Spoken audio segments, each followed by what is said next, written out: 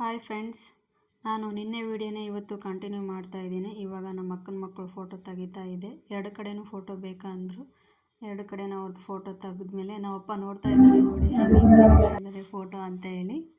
ಇವಾಗ ನಮ್ಮ ಪ್ರತೀಕ್ಷನ ಫೋಟೋ ತೆಗಿಬೇಕು ಅಂತೇಳಿ ಕೂರಿಸಿದ್ರೆ ನಮ್ಮ ಪ್ರತೀಕ್ಷಾ ಫೋಟೋ ತೆಗ್ಸ್ಕೊಳಕ್ಕೆ ರೆಡಿ ಇರಲಿಲ್ಲ. ನೋಡಿ ಅಳ್ತಾ ಇದ್ಲ, ಅದಕ್ಕೆ ಬೇಡ ಬಿಡು ಅಂತೇಳಿ ಅವರಮ್ಮ ಎತ್ಕೊಂಡು ಹೋದ್ಲು. ಇವಾಗ ನಾನು ನಮ್ಮ ಅಕ್ಕ ಫೋಟೋ ತೆಗ್ಸ್ಕೊತಾ ಇದ್ದೀವಿ. ಅಲ್ಲಿ ನೋಡಿ ನಮ್ಮ ಅಕ್ಕನ ಮಗ ಬಂದಿದ್ದಾನೆ. ನೀನು ಬೇಡ ಹೋಗು ಅಂತೇಳಿ ಎಳಿತಾ ಇದ್ರೂ ಹೋಗ್ತಾ ಇರಲಿಲ್ಲ ಅವನು. ಹಾಗೆ ಬಂದ ನಮ್ಮ ಜೊತೆಗೆ.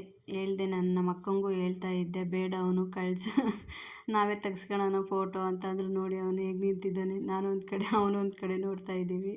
ಹೇಳಿದ್ರು ಕೇಳ್ತಾನೆ ಇರಲಿಲ್ಲ. ನಮ್ಮಣ್ಣ ನಾನು ನೀನು ಒಂದು ಫೋಟೋ ತೆಗ್ಸ್ಕೊಳ್ಳೋಣ, ಕಳಿಸು ಧೀರಜ್ ಬೇಡ ಅಂದ್ರೂ ಬಂದ. ಅವನಿಗೆ ಫುಲ್ ಖುಷಿ ಆಗೋಯ್ತು ನಮ್ಮ ಧೀರಜ್ಗೆ. ನಾನು ಬಂದಿದ್ದೀನಿ ನಿಮ್ಮ ಜೊತೆಗೆ, ನೋಡಿ ಎಷ್ಟು ಖುಷಿ ಪಡ್ತಾ ಇದ್ದಾನೆ ಅವನು. ನಾನು ಹೋಗಿಲ್ಲ, ನಿಮ್ಮ ಜೊತೆ ಬಂದಿದ್ದೀನಿ ಅಂತೇಳಿ. ಲಾಸ್ಟಿಗೆ ಹೋಗಲೇ ಇಲ್ಲ. ನಾವು 3 ಜನ ಒಂದು ಫೋಟೋ ತೆಗ್ಸ್ಕೊಳ್ಳೋಣ ಸಪ್ರೇಟ್ ಅಂದರೆ. ಆಮೇಲೆ ನಮ್ಮ ಪ್ರತೀಕ್ಷಾ ಅಳೋದೆಲ್ಲ ನಿಲ್ಲಿಸಿದ್ಲು ಆಯಮ್ಮ. ಅದಕ್ಕೆ ಮತ್ತೆ ಇನ್ನೊಂದು ಸರಿ ಫೋಟೋ ತೆಗ್ಸೋಣ ಒಂದು ಅಂತೇಳಿ ಕೂರಿಸಿದ್ದಾರೆ. ನೋಡಿ ಮತ್ತೆ ಅದೇ ಜಾಗದಲ್ಲಿ ನಮ್ಮ ಪ್ರತೀಕ್ಷಂಗೆ ಅಲ್ಲಿ ಡೆಕೋರೇಷನ್ ಮಾಡಿರೋ ಬಲೂನ್ ಇದಾವಲ್ಲ, ಅದನ್ನು ನೋಡ್ತಾ ಇದ್ರೆ ಅದನ್ನು ತೊಗೋಬೇಕು ಅನಿಸ್ಬಿಟ್ಟಿದೆ ಆಕೆಗೆ. ಫೋಟೋ ತೆಗಿತಾ ಇದ್ದೀವಿ, ನೋಡಮ್ಮ ಬಂಗಾರಿ ಗುಂಡಮ್ಮ ಅಂತೇಳಿ ಹಿಂದೆ ನಿಂತ್ಕೊಂಡು ಎಲ್ಲರೂ ಕರಿತಾ ಇದ್ದಾರೆ. ಆದರೆ ನೋಡೋಕ್ಕೆ ರೆಡಿ ಇಲ್ಲ ನಮ್ಮ ಪ್ರತೀಕ್ಷಾ. ಆಕೆಗೆ ಇನ್ನೂ ಕೂರಕ್ಕೆ ಬರೋದಿಲ್ಲ, ಅದಕ್ಕೆ ನಮ್ಮಣ್ಣ ಕೈ ಹಿಡ್ಕೊಂಡು ಕುಂದಿರ್ಸಿದ್ದಾನೆ. ಇನ್ನು ನಮ್ಮ ಮಾಮ ಬಂದಿರಲಿಲ್ಲ, ಅದಕ್ಕೆ ಅಲ್ಲಿ ಎಲ್ಲರೂ ಕೂತ್ಕೊಂಡು ಮಾತಾಡ್ತಾ ಇದ್ದರು. ಹಾಗೆ ನಮ್ಮಪ್ಪ ನಮ್ಮೊಂದು ಫೋಟೋನೂ ತೆಗ್ದ್ವಿ ಅಲ್ಲಿ. ಆಮೇಲೆ ಅಲ್ಲಿ ಫಂಕ್ಷನ್ ಹಾಲಲ್ಲಿ ಒಂದು ಸ್ಕ್ರೀನ್ ಇರುತ್ತೆ ಅಲ್ವಾ, ಆ ಸ್ಕ್ರೀನಲ್ಲಿ ಒಂದು ಮೂವಿ ಆನ್ ಮಾಡ್ಕೊಂಡಿದ್ವಿ. ಲೈಟೆಲ್ಲ ಆಫ್ ಮಾಡಿಬಿಟ್ಟಿದ್ವಿ, ಒಂದು ಥಿಯೇಟರ್ ಎಫೆಕ್ಟ್ ಬರಲಿ ಆ ರೀತಿ ನೋಡೋಣ ಅಂತ ಹೇಳಿ ಎಲ್ಲ ಲೈಟೆಲ್ಲ ಆಫ್ ಮಾಡಿಬಿಟ್ಟಿದ್ವಿ. ಎಲ್ಲರೂ ಮೂವಿ ನೋಡ್ತಾ ಇದ್ವಿ. ಅದೇ ಟೈಮಿಗೆ ಅವರು ಕೇಕ್ ತಗೊಂಬಂದು ಕೊಟ್ಟರು. ಕೇಕ್ ಆರ್ಡ್ರ್ ಮಾಡಿದ್ವಲ್ಲ, ಅಲ್ಲಿ ನೋಡಿ ನಮ್ಮಣ್ಣ ಜೋಡಿಸ್ತಾ ಇದ್ದಾನೆ. ನಮ್ಮ ಧೀರಜ್ ಅಲ್ಲಿ ಬೀನ್ ಬ್ಯಾಗ್ ಇತ್ತ ಹಾಲಲ್ಲಿ, ಆ ಬೀನ್ ಬ್ಯಾಗ್ ಮೇಲೆ ಅಲ್ಲಿಂದ ಓಡಿ ಬರೋದು ಎಗರೋದು ಆ ರೀತಿ ಮಾಡ್ತಾ ಇದ್ದ. ಎಲ್ಲರೂ ಬೈತಾ ಇದ್ದರು, ಬೀಳ್ತೀಯಾ ಪೆಟ್ಟಾಗುತ್ತೆ ಧೀರಜ್ ಬೇಡ ಅಂದ್ರೂ ಕೇಳ್ತಾ ಇರಲಿಲ್ಲ. ನೋಡಿ ಇವರೇ ನಮ್ಮ ಮಾಮ ಬಂದರು ಇವಾಗ. ನೋಡಿ ನಗ್ತಾ ಇದ್ದಾರೆ. ಏನು ಮಾಡಿದ್ದೀರಾ ನೀವು, ಏನು ಇನ್ಫಾರ್ಮೇಷನ್ ಯಾರಿಗೂ ಹೇಳೇ ಇಲ್ಲ ಅಂಥೇಳಿ. ನಾವು ಆ್ಯನಿವರ್ಸರಿ ಸೆಲೆಬ್ರೇಷನ್ ಮಾಡೋದು ಯಾರಿಗೂ ಹೇಳಿರಲಿಲ್ಲ. ನನಗೆ ಮತ್ತು ನಮ್ಮ ಅಕ್ಕ ನಮ್ಮಣ್ಣ ಇಷ್ಟೇ 3 ಜನಕ್ಕೆ ಗೊತ್ತಿತ್ತು. ನೋಡಿ ಇದೇ ನಾವು ಕೇಕ್ ಆರ್ಡ್ರ್ ಮಾಡಿದ್ದು. ಹೇಗಿದೆ ಅಂತ ಕಮೆಂಟ್ ಮಾಡಿ ಫ್ರೆಂಡ್ಸ್. ಮತ್ತು ಆಮೇಲೆ ನಮ್ಮ ಮಾಮ ಲೇಟಾಗಿ ಬಂದ್ರಲ್ವ, ಅದಕ್ಕೆ ನಮ್ಮ ಅಕ್ಕ ನಮ್ಮ ಮಾಮಂದು ಫೋಟೋ ತೆಗಿತಿದ್ವಿ. ಅಲ್ಲೂ ಬಂದಿದ್ದ ನೋಡಿ ನಮ್ಮ ಧೀರಜ್. ಅವರಪ್ಪ ಹೇಳ್ತಾಯಿದ್ರು, ಹೋಗು ಧೀರಜ್ ಬೇಡ ನೀನು, ನಾವಿಬ್ಬರು ಒಂದು ಫೋಟೋ ತೆಗ್ಸ್ಕೊತೀವಿ ಅಂತೇಳಿ, ಆಮೇಲೆ ಬರುವಂತೆ ನೀನು ಅಂತ ಹೇಳಿದರು. ಅದಕ್ಕೆ ಹೋಗಿದ್ದಾನೆ ನೋಡಿ ಸೈಡಿಗೆ ಅವನು. ಆಮೇಲೆ ಇಲ್ಲೂ ಬರ್ತಾನೆ ನೋಡಿ. ಇಲ್ಲೂ ಒಂದು ತೆಗ್ಸ್ಕೋಬೇಕು ಅಂತೇಳಿ ಅವ್ರು ರೆಡಿಯಾಗಿದ್ದರೆ ಬಂದ ಬಲೂನ್ ಹಿಡ್ಕೊಂಡು. ಎಲ್ಲ ಕಡೆ ಬರ್ತಾನೆ ಇರ್ತಾನೆ. ಇದು ಅವ್ರದ್ದು ಫುಲ್ ಫ್ಯಾಮಿಲಿ. ಅವ್ರದ್ದು ಸಪ್ರೇಟ್ ತೆಗೆದ್ಮೇಲೆ ಅವ್ರ ಜೊತೆಗೂ ತೆಗ್ಸ್ಕೊಂಡಿದ್ದಾರೆ. ಅವ್ರನ್ನ ಬಿಟ್ಟೇನು ತೆಗ್ಸ್ಕೊಂಡಿಲ್ಲ ಅವರು. ಆದರೆ ನಾವಿಬ್ಬರದ್ದು ಒಂದು ಫೋಟೋ ತೆಗ್ಸ್ಕೊಂತೀವಿ ಅಂದರೆ ಬಿಡೋಕ್ಕೆ ರೆಡಿ ಇರಲಿಲ್ಲ. ನೋಡಿ ಇವಾಗ ಕೇಕ್ ಕಟ್ಟಿಂಗ್ ಸ್ಟಾರ್ಟ್ ಆಯಿತು. ನಮ್ಮಪ್ಪ ನಮ್ಮಮ್ಮಂದು ತುಂಬ ಖುಷಿ ಆಯಿತು. ನಮಗೆ ಖುಷಿ ಆಯಿತು. ಯಾಕಂದರೆ ನಮಗೋಸ್ಕರ ಏನೇನೋ ಮಾಡಿರ್ತಾರೆ. ಎಲ್ಲರೂ ಅವ್ರ ಪೇರೆಂಟ್ಸ್ ಅವ್ರವ್ರ ಮಕ್ಕಳಿಗೆ ಏನೇನೋ ಮಾಡಿರ್ತಾರೆ. ಆದರೆ ಅವ್ರ ಪೇರೆಂಟ್ಸ್ ಅವ್ರಿಗೆ ಗ್ರೇಟ್ ಅಲ್ವಾ. ಹಾಗೆ ನಮ್ಮಮ್ಮ ಬೇಗ ತೆಗೀರಿ, ಎಷ್ಟೊತ್ತು ಮಾಡ್ತೀರಾ, ಅದನ್ನ ಇಟ್ಕೊಂಡು ಎಷ್ಟೊತ್ತು ನಿಂತ್ಕೋಬೇಕು ಅಂತ ಬೈತಾ ಇದ್ರು. ನೋಡಿ ನಮ್ಮಮ್ಮ ನಗ್ತಾಳೆ. ಕೇಕ್ ತಿನ್ಸೋಕ್ಕೆ ಎಷ್ಟು ನೋಡೋಕ್ಕೆ ಚೆಂದ ಇರುತ್ತೆ ಇದನ್ನೆಲ್ಲ. ನಮ್ಮಪ್ಪ ನೋಡಿ ಆರಾಮಾಗೆ ತಿನ್ನಿಸ್ಬಿಟ್ರು ನಮ್ಮಮ್ಮಗೆ ಕೇಕ್. ಏನೋ ನಾಚಿಕೆ ಇಲ್ಲ, ನಗಲಿಲ್ಲ ನಮ್ಮಮ್ಮ ಫೋಟೋ ತೆಗ್ಸ್ಕೊಂಡಿಲ್ಲ. ಕೇಕ್ ತಿನ್ನಿಸೋದು ನಮ್ಮಪ್ಪ ಒಂದೇ ತೆಗ್ಸ್ಕೊಂಡ್ರು. ಎಲ್ಲರಿಗೆ ಕೇಕ್ ತಿನ್ನಿಸ್ತಾ ಇದ್ದಾಳೆ ನಮ್ಮಮ್ಮ ಇವಾಗ.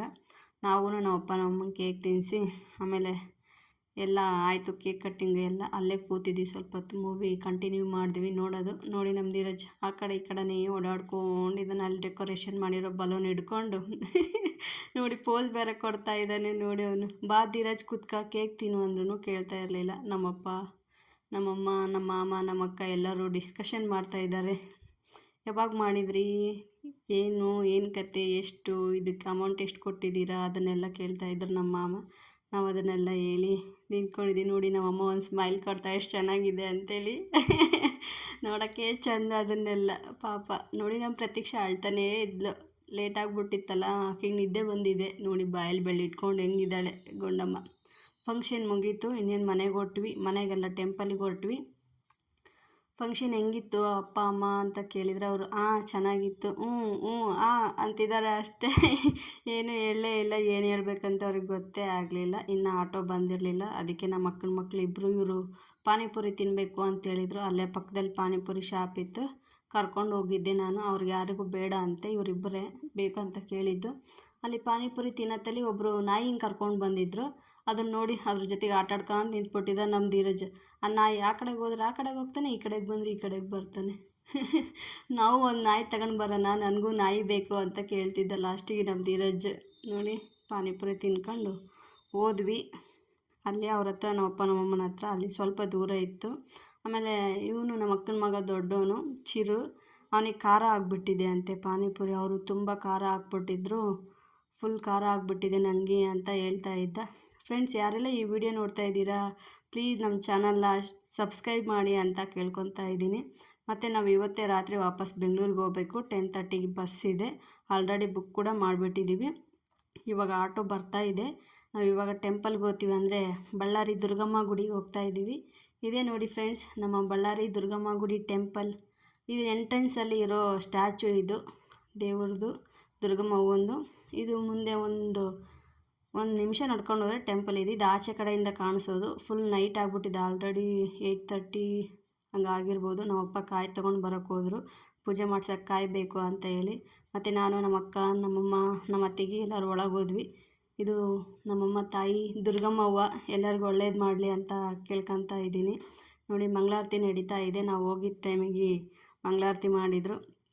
ನಾವು ಮಂಗಳಾರತಿ ಎಲ್ಲ ತೊಗೊಂಡು ನಮಸ್ಕಾರ ಮಾಡಿಕೊಂಡು ಪೂಜೆ ಮಾಡಿಸ್ಕೊಂಡು ಬಂದ್ವಿ. ನಮ್ಮಪ್ಪ ನಮ್ಮ ಹಿಂದೆ ಬಂದಿದ್ರಲ್ವ, ಕಾಯಿ ಒಡ್ಸ್ಕೊಂಡು ಬಂದಿರಲಿಲ್ಲ, ಹಾಗೇ ಬಂದುಬಿಟ್ಟಿದ್ರು. ನಮ್ಮಮ್ಮ ಅದನ್ನೇ ಹೇಳ್ತಾಯಿದ್ರು, ಒಳಗೆ ಬರೋಕ್ಕೂ ಮುಂಚೆ ಕಾಯಿ ಒಡ್ಸ್ಕೊಂಡು ಬರಬೇಕಿತ್ತಲ್ಲ ಅಂತ ಹೇಳಿ. ನಾವು ಅಲ್ಲೇ ಪೂಜೆ ಮಾಡಿಸ್ಕೊಂಡು ಆಚೆಗೆ ಹೋದ್ಮೇಲೆ ಕಾಯಿ ಹೊಡ್ಸ್ಕೊಂಡ್ರೆ ಆಯ್ತು ಬಿಡು ಅಂತೇಳಿ ಸುಮ್ಮನೆ ಆದ್ವಿ. ಅಲ್ಲಿ ಆಚೆ ಕಾಯಿ ಹೊಡಿತಾರೆ, ಒಳಗಲ್ಲ. ಅದೇ ಇವಾಗ ಪೂಜೆ ಎಲ್ಲ ಮುಗಿದ್ಮೇಲೆ ಆಚೆಗೆ ಅಲ್ಲೇ ಹೂವು ಹಣ್ಣು ಒಳಗೆ ಕೊಟ್ಟು ಬಂದಿದ್ವಿ. ಕಾಯಿ ಒಂದೇ ಆಚೆ ಹೊಡ್ಸ್ಕೊಳ್ಳೋಣ ಅಂತೇಳಿ. ಅವ್ರು ಹೊಡ್ಸ್ಕೊಂಡು ಬರೋಷ್ಟೊತ್ತಿಗೆ ನಾವು ಅಲ್ಲೇ ಸ್ವಲ್ಪ ಹೊತ್ತು ಕೂತ್ಕೊಳ್ಳೋಣ ಅಂತ ಕೂತಿದ್ವಿ. ನಮ್ಮ ಪ್ರತೀಕ್ಷೆ ನೋಡಿ ಫುಲ್ ಟಯರ್ಡ್ ಆಗಿಬಿಟ್ಟಿದ್ದಾಳೆ, ನಿದ್ದೆ ಬಂದಿದೆ, ಕಣ್ಣೆಲ್ಲ ಚಿಕ್ಕದಾಗ್ಬಿಟ್ಟಿದೆ ಪಾಪ ಬಂಗಾರಿದು. ನಾವು ಅವ್ರು ಕಾಯಿ ಹೊಡ್ಸ್ಕೊಂಡು ಬರೋಷ್ಟೊತ್ತಿಗೆ ಒಂದು ಪ್ರದಕ್ಷಿಣೆ ಹಾಕೋಣ ಅಂಥೇಳಿ ಆ ಕಡೆಯಿಂದ ಹೊರಟ್ವಿ. ಅವರು ಆ ಕಡೆಯಿಂದ ಕಾಯಿ ಹೊಡ್ಸ್ಕೊಂಡು ಬಂದರು. ಆಮೇಲೆ ಆಟೋನಲ್ಲಿ ಎಲ್ಲರೂ ಮನೆಗೆ ಬಂದು ಡ್ರೆಸ್ ಎಲ್ಲ ಚೇಂಜ್ ಮಾಡಿಕೊಂಡು ನೋಡಿ ನಮ್ಮಮ್ಮ ಆಲ್ರೆಡಿ ನಮ್ಮ ಅತ್ತಿಗೆ ಇಬ್ಬರು ಹೋಳಿಗೆ ಮಾಡೋಕ್ಕೆ ಕೂತಿದ್ದಾರೆ. ನಾವು ಈವ್ನಿಂಗ್ ಹೋಗೋಷ್ಟೊತ್ತಿಗೆ ಮನೇಲಿ ಅನ್ನ ಸಾರು, ಪಲಾವು, ಸಾಂಬಾರು, ಬದನೆಕಾಯಿ ಎಲ್ಲ ಮಾಡಿಟ್ಟು ಹೋಗಿದ್ವಿ. ಹೂರ್ಣನೂ ರೆಡಿ ಮಾಡಿ ಇಟ್ಟು ಹೋಗಿದ್ವಿ. ಬಂದಮೇಲೆ ಮಾಡಿದ್ವಿ. ನಮ್ಮಣ್ಣ ನಾಳೆ ಹೋಗ್ರಿ ಬೆಂಗಳೂರಿಗೆ, ಇವತ್ತು ಹೋಗಬೇಡಿ ಅಂತ ಹೇಳ್ತಾಯಿದ್ರು. ನಾವು ಆಫೀಸಿಗೆ ರಜೆ ಕೊಟ್ಟಿಲ್ಲ, ಹೋಗ್ಬೇಕು ಇವತ್ತು, ನಾವು ಆಲ್ರೆಡಿ ಬಸ್ ಕೂಡ ಬುಕ್ ಮಾಡಿದ್ದೀವಿ ಅಂತ ಹೇಳಿದ್ವಿ. ನಮ್ಮ ಪ್ರತೀಕ್ಷೆನೂ ಸ್ವಲ್ಪ ನಿದ್ದೆ ಆಗಿತ್ತು, ಆದರೆ ಯಾರ ಹತ್ರನೂ ಬರೋಕ್ಕೆ ರೆಡಿ ಇರಲಿಲ್ಲ. ನೋಡಿ ನಮ್ಮಪ್ಪ ಆರಾಮಾಗಿ ಬೇಷ್ ಹೋಗಿ ಬನ್ನಿರಿ, ನಾಳೆ ಬೆಳಿಗ್ಗೆ ಫೋನ್ ಮಾಡಿರಿ ಅಂತಲೂ ಹೇಳಿದರು. ಹಾಗೆ ನಮ್ಮಮ್ಮಂಗೆ ಮಾತಾಡ್ಸ್ಕೊಂಡು ಒಂದು ಪಪ್ಪಿ ಕೊಟ್ಟು ಬಾಯ್ ಹೇಳಿ, ನಮ್ಮ ಅತ್ತಿಗೆಗೂ ಒಂದು ಬಾಯ್ ಹೇಳಿ, ಅವ್ರು ಆಚೆಗೆ ಬಂದಿದ್ದಾರೆ ನೋಡಿ ನಾವು ಹೋಗ್ತಾ ಇದ್ದೀವಿ ಅಂತೇಳಿ ಊಟ ಮಾಡೋಕ್ಕೆ. ಹಳ್ಳಿ ಕಡೆನೇ ಆಗಿರುತ್ತೆ. ಮತ್ತು ಯಾರೆಲ್ಲ ಈ ವಿಡಿಯೋ ನೋಡ್ತಾ ಇದ್ದೀರಾ ಶೇರ್ ಮಾಡಿ, ಲೈಕ್ ಮಾಡಿ, ಸಬ್ಸ್ಕ್ರೈಬ್ ಮಾಡಿ ನಮ್ಮ ಚಾನಲ್ನ ಅಂತ ಕೇಳ್ಕೊತಾ ಇದ್ದೀನಿ. ಮತ್ತು ಇವಾಗ ಫಂಕ್ಷನ್ ಹಾಲಲ್ಲಿ ತೆಗ್ಸ್ಕೊಂಡಿರೋ ಫೋಟೋಸ್ ಎಲ್ಲ ಬರ್ತಾಯಿದೆ ನೋಡಿ ಫ್ರೆಂಡ್ಸ್. ನಿಮಗೆ ಯಾವ ಫೋಟೋ ಇಷ್ಟ ಆಯಿತಾ ಅಂತ ಕಮೆಂಟ್ ಮಾಡಿ ಪ್ಲೀಸ್. ಮತ್ತು ಹೊಸ ವಿಡಿಯೋದೊಂದಿಗೆ ಸಿಗೋವರೆಗೂ ಟೇಕ್ ಕೇರ್, ಬಾಯ್ ಬಾಯ್ ಫ್ರೆಂಡ್ಸ್.